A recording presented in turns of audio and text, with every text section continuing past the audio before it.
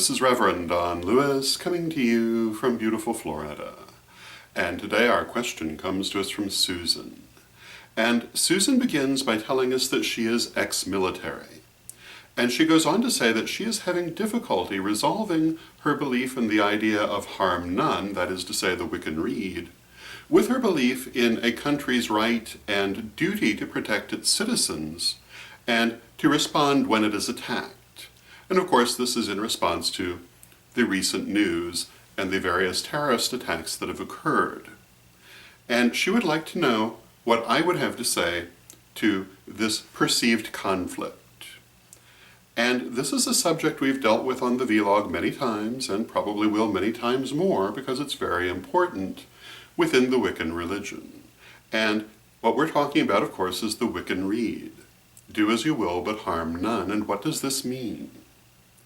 And it is the Correllian understanding of the Wiccan Rede that when we use the term harm, we are using it in the traditional sense that it would be used in conversation, not in any other sense. We are not extrapolating it into something bigger, nor are we defining it in any kind of special way whatsoever, but rather in the way that our parents or our grandparents would have meant the term in ordinary circumstances.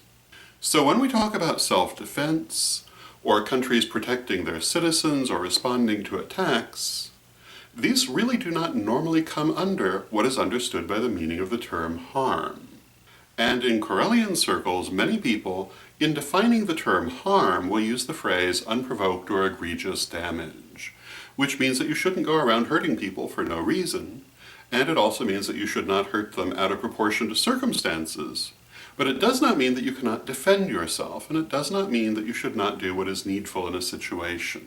And also, if a conflict arises, and that conflict is voluntary on both parts, we would consider that to be a fair fight between equals, and not to come under the heading of harm, because it's been freely engaged in by those concerned. So, in terms of the things going on in the world today, some of them certainly would come under the term harm, but the things that Susan is asking about from a Correllian perspective would not. Now, of course, not all Wiccan traditions agree on how to interpret that word harm, but the Correllian point of view is based on the idea of actually living by the Wiccan Rede, and using a practical definition that is possible to apply in the world. And egregious or unprovoked damage seems like a pretty practical interpretation to us. And basically, from the Correllian point of view, the Wiccan Rede is what your mother probably taught you before she sent you to kindergarten. How to get along with people decently and not be a bully and not be a nasty person. This doesn't mean conflict will never arise, and it doesn't mean unpleasantness will never arise. It means you do the best you can to behave in the right way.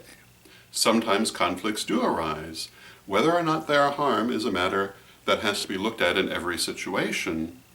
But protecting yourself or protecting your loved ones historically would not be considered harm. So those would be my thoughts on that subject. I hope you find them helpful, and until next time, may you blessed be. Reverend Don, super omnibus of incantations and invocations for all occasions.